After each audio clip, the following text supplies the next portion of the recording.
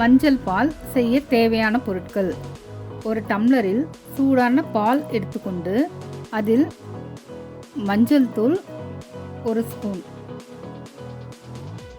மிளகுத்தூள் 1/2 ஸ்பூன்,